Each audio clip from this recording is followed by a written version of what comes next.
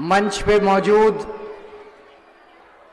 Samajwadi party के राष्ट्रीय अध्यक्ष और उत्तर प्रदेश के पूर्व मुख्यमंत्री और हम आम आदमी पार्टी के सभी लोगों के सुख दुख के साथी मेरे प्यारे मित्र अखिलेश यादव जी, दिल्ली की मुख्यमंत्री आतिशी जी, राज्यसभा के हमारे सांसद संजय सिंह जी, यहाँ पे आए हुए हमारे सभी मंत्रीगण, सभी विधायकगण और दिल्ली के कोने कोने से आए हुए मेरी माताएं, बहनें, आप सब लोगों को मेरा नमस्कार, सबको मेरा प्रणाम। सबसे पहले मैं अखिलेश यादव जी का दिल से धन्यवाद करना चाहता हूं। हमने उन्हें 3 दिन पहले ही संपर्क किया था और उनसे निवेदन किया था कि महिलाओं की सुरक्षा के मुद्दे पे हम एक महिला अदालत कर रहे हैं और उन्होंने सहर्ष हमारा आमंत्रण स्वीकार किया। आज संसद चल रही है, वो स्पेशली आप लोगों से मिलने के लिए, आप लोगों की बातें सुनने के लिए संसद से उठ के स्पेशली हम लोगों के बीच में आए हैं। मैं तहे दिल से उनका धन्यवाद करना चाहता हूं। आज हम लोग 12 साल हो गए निर्भया कांड हुए। आज से 12 साल पहले हमारी एक छोटी बहन निर्भया के साथ बहुत ही वहशियाने तरीके के साथ बलात्कार किया गया, सामूहिक बलात्कार किया गया और फिर उसने दम तोड़ दिया। पूरा देश सड़कों के ऊपर आ गया था। एक बार तो ऐसे लगा था कि मूल चूल परिवर्तन हो जाएगा, अब व्यवस्था परिवर्तन होगा। ऐसा लगा कि आज के बाद कभी किसी महिला के साथ सड़कों पे छेड़खानी नहीं होगी। उस वक्त ऐसा लगा था कि अब महिलाओं को इस देश के अंदर न्याय मिलना चालू होगा। उस वक्त ऐसा लगा था कि महिलाओं को आज के बाद सम्मान मिलना चालू होगा। लेकिन आज दुख के साथ 12 साल के बाद, उस हादसे के 12 साल के बाद हम देख रहे हैं कि कम होना था दूर, महिलाओं के खिलाफ अत्याचार की घटनाएं लगातार दिन दूनी रात चौगुनी बढ़ती जा रही हैं। अभी आपके सामने जिस तरह से महिलाओं ने अपने केसेस रखे, दिल दहल जाता है। एक एक महिला का केस सुन के, एक एक महिला का केस सुन के दिल दहल जाता है।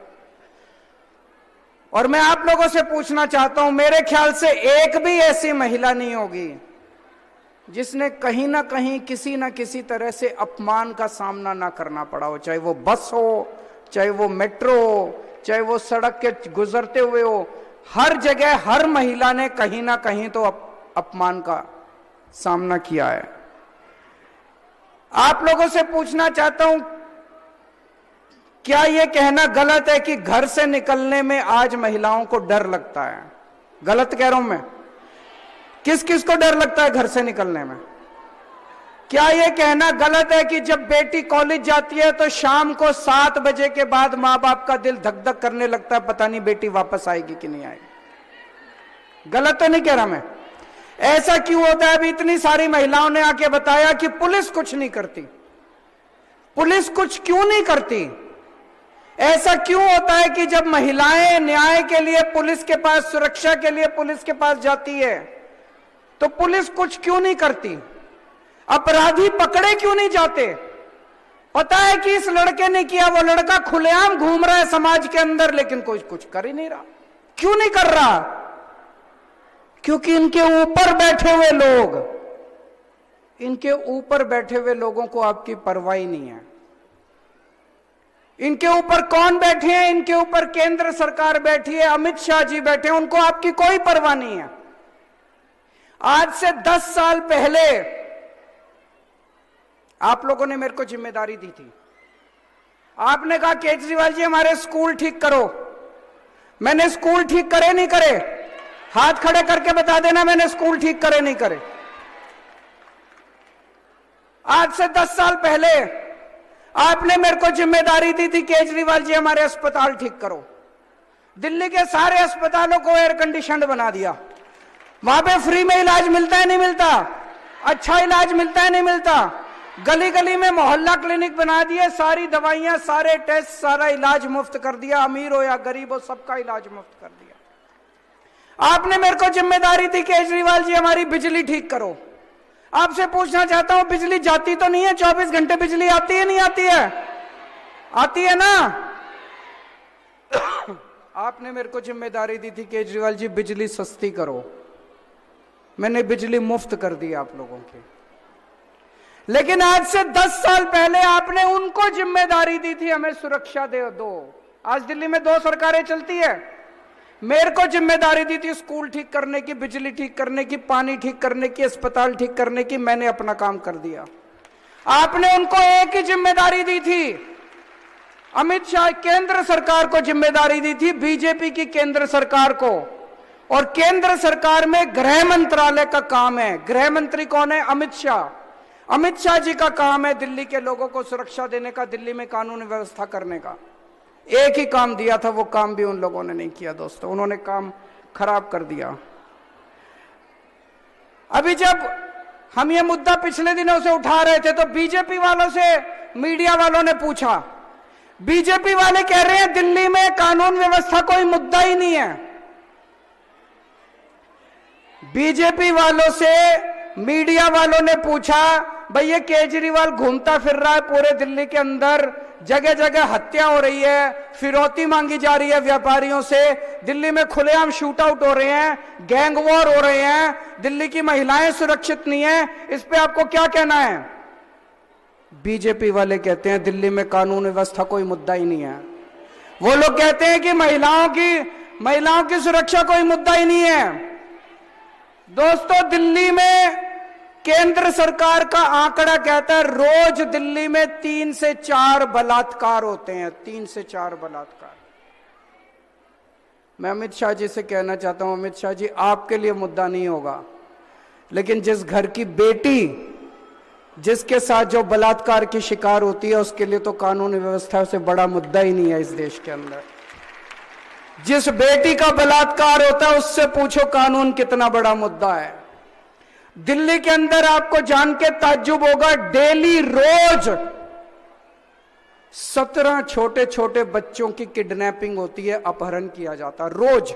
रोज 17 छोटे बच्चों की किडनैपिंग की जाती है, उसमें बच्चियां भी होती हैं जिन्हें बेच दिया जाता है। अमित शाह जी आपके लिए कानून मुद्दा नहीं होगा, लेकिन उन बच्चे जिनके बच्चे घर से चले जाते हैं उनके लिए तो सबसे बड़ा मुद्दा ये है। दिल्ली में रोज कम से कम 10 महिलाओं की किडनैपिंग होती है, 10 महिलाओं का अपहरण होता है। दिल्ली के अंदर हजारों महिलाओं के साथ बसों में, सड़कों के ऊपर, मेट्रो में छेड़खानी होती है। उनके लिए तो कानून सुरक्षा से बड़ा कोई मुद्दा ही नहीं है। गलत तो नहीं कह रहा जी? सबसे बड़ा मुद्दा उनके लिए तो यही है।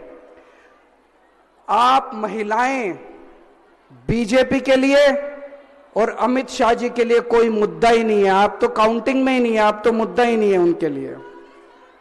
अमित शाह जी के लिए एक ही मुद्दा है, पूरे देश में चुनाव करते घूमते रहते हैं, एमएलए खरीदते घूमते रहते हैं, सरकारें तोड़ते घूमते रहते हैं। केजरीवाल को जेल में डालो, हेमंत सोरेन को जेल में डालो, ईडी को छोड़ दो इसके पीछे, सीबीआई को छोड़ दो इसके पीछे, ये सरकार गिरा दो, झारखंड की सरकार गिरा दो, मध्य प्रदेश की, यही करते रहते हैं बस। आपकी सुरक्षा उनके लिए मुद्दा नहीं है, सरकारें गिराना, सरकारें बनाना उनके लिए मुद्दा है केवल। इस बार जब वो वोट मांगने आए बीजेपी वाले, तो उनको कह देना कि अब बीजेपी हमारे लिए कोई मुद्दा नहीं है।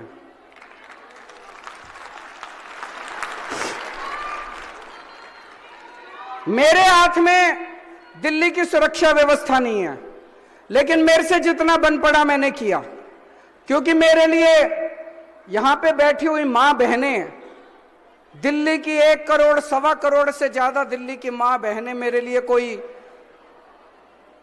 वोट बैंक नहीं है। मेरे लिए आप मेरा परिवार हो। आपको मैंने मां कहा है, आपको मैंने बहन कहा है, आपको मैं अपनी मां मानता हूं, आपको बहन मानता हूं, आपको बेटियां मानता हूं। मैं मेरे से जो बन पड़ा मैंने करा।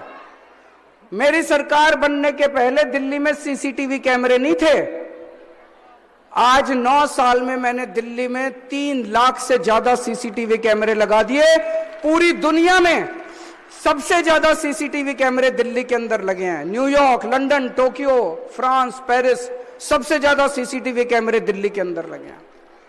उससे थोड़ा सा डर पैदा होता है कि नहीं होता? कोई भी करता है तो उसे डर लगता है। लेकिन अभी एक बच्ची आई, वो बच्ची आके कह रही थी पुलिस वाले सीसीटीवी इस्तेमाल ही नहीं कर रहे। अब इसका बताओ हम क्या करें? इसमें तो अमित शाह जी को कहना पड़ेगा पुलिस वालों को कुछ करो। मैं कर सकता था, पूरी दिल्ली में 4 लाख से ज्यादा मैंने स्ट्रीट लाइट्स लगवा दी। पहले 66,000 स्ट्रीट लाइट थी मेरी सरकार बनने के पहले, 4 लाख से ज्यादा स्ट्रीट लाइट्स लगवा दी। बसों में बस मार्शल लगा दिए महिलाओं की सुरक्षा के लिए। जो मेरे से बन पड़ा मैंने किया।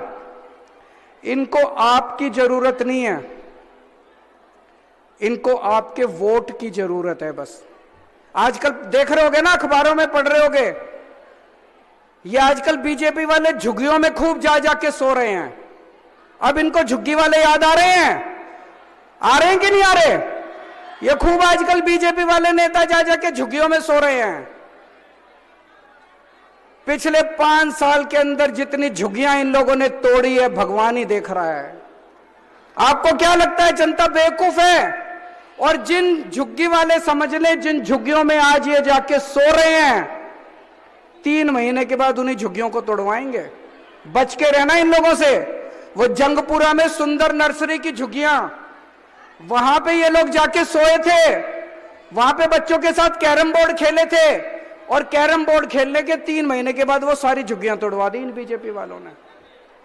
मैं इनसे पूछना चाहता हूं, जब ये झुग्गियां टूट रही थी दिल्ली के अंदर, दिल्ली में पिछले 5 साल में इन्होंने 48 झुग्गियां तोड़वाने की कोशिश करी, 37 मैंने बचा ली। कोर्ट में जाके जाके मैंने बचा ली आपके।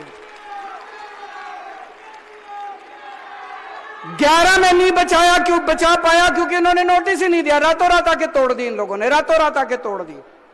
तो ये झुग्गियां, मैं इनसे पूछना चाहता हूं, जब ये दिल्ली वालों की झुग्गियां तोड़ रहे थे, जब महिलाएं और बच्चे सड़क के ऊपर आ गए थे, भरी ठंड के अंदर बच्चे सड़क के ऊपर रो रहे थे, महिलाएं चिल्ला रही थी, बीजेपी वालों के पैरों में पड़ पड़ के गिड़गिड़ा रही थी महिलाएं, तब कहां गए थे तुम लोग?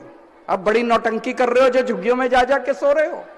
अब तुम्हें झुग्गी वाले याद आ रहे हैं? तब महिलाएं जब रो रही थी तुम्हारे पैरों में गिर गिर के, तो ये झुग्गी वाले झुग्गी में जा जा के सो रहे हैं। इनसे बच के रहना।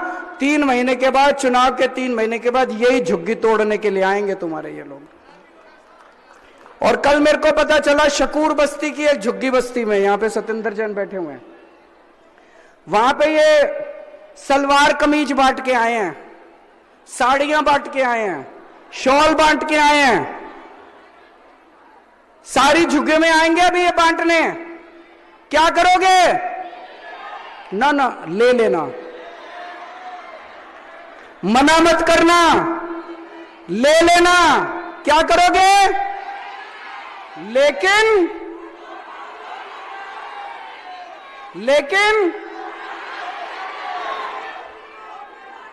जो ये दे ले लेना, दारू मत लेना। दारू बुरी चीज है, बाकी जो ये दे सारी चीजें ले लेना। लेकिन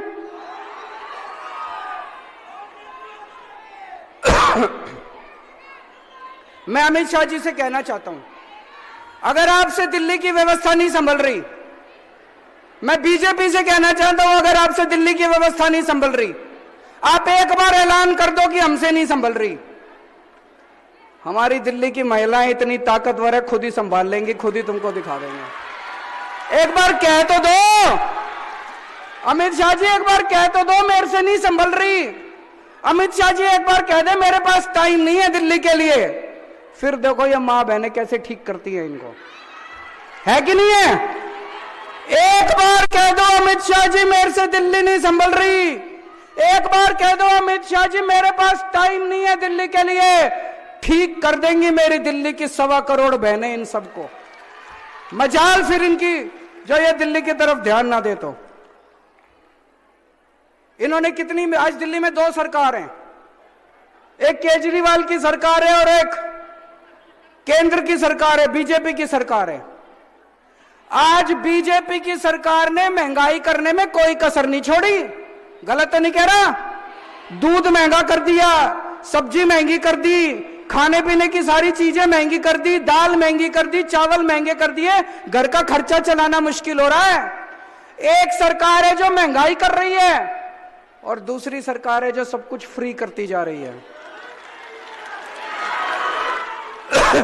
बिजली फ्री कर दी, पानी फ्री कर दिया, शिक्षा फ्री कर दी, दवाइयां फ्री कर दी, इलाज फ्री कर दिया, टेस्ट फ्री कर दिया, महिलाओं का किराया फ्री कर दिया, तीर्थ यात्रा फ्री कर दी और अब 2100 रुपए आपके अकाउंट में आएंगे।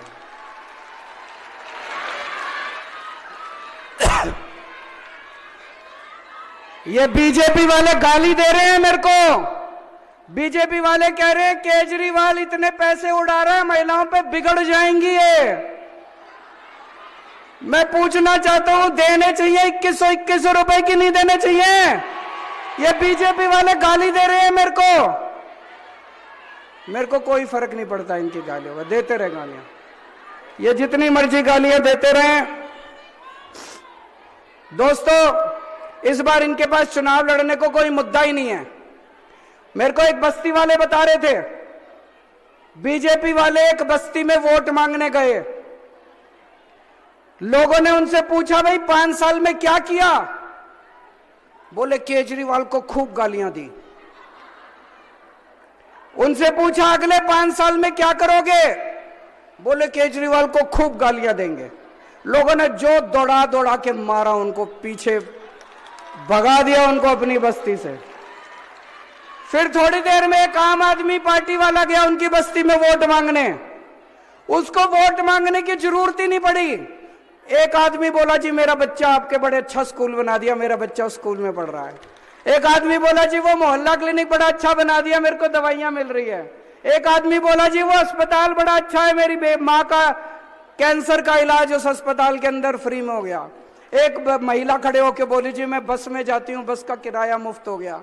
एक बुजुर्ग खड़ा होके बोला, जी मैं रामेश्वरम तीर्थ यात्रा करके। सारे लोगों ने उसको बिठा के मिठाई खिलाई और एडवांस में बधाई दे कि सरकार तुम्हारी आएगी। इस बार बीजेपी के पास कोई प्लान नहीं है, उनके पास कोई टीम नहीं है। और मैं तो उनसे पूछना चाहता हूं, चुनाव लड़ रहे हो, तुम्हारा दूल्हा कौन है? तुमका सीएम फेस कौन है? तुम्हारे पास कोई नहीं है, उनके पास कोई टीम नहीं है, कोई प्लान नहीं है उनके पास। बस केवल मेरे को गाली दे दे के चुनाव लड़ना चाहते हैं वो लोग। मैं उनसे कहना चाहता हूं, मेरे को जितनी गाली देनी है दे लो, लेकिन मेरी मां बहनों को सुरक्षा दे दो।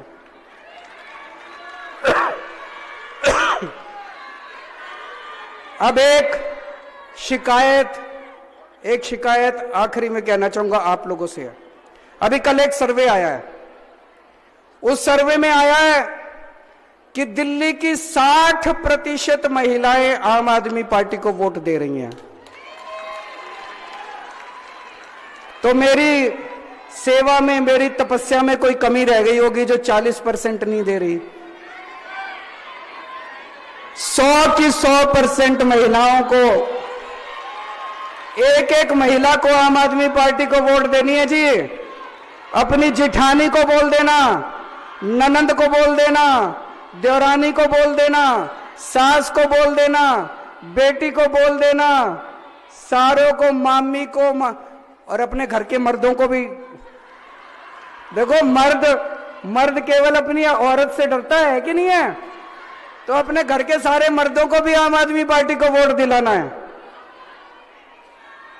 मैं अपने आप को बहुत सौभाग्यशाली समझता हूं कि जितना प्यार, जितना मोहब्बत, जितना विश्वास मुझे आप सब माँ बहनों से मिला है, मैं समझता हूं कुछ पुराने जन्म में मैंने पुण्य किए होंगे जो इतना प्यार आप लोगों का मिलता रहता है।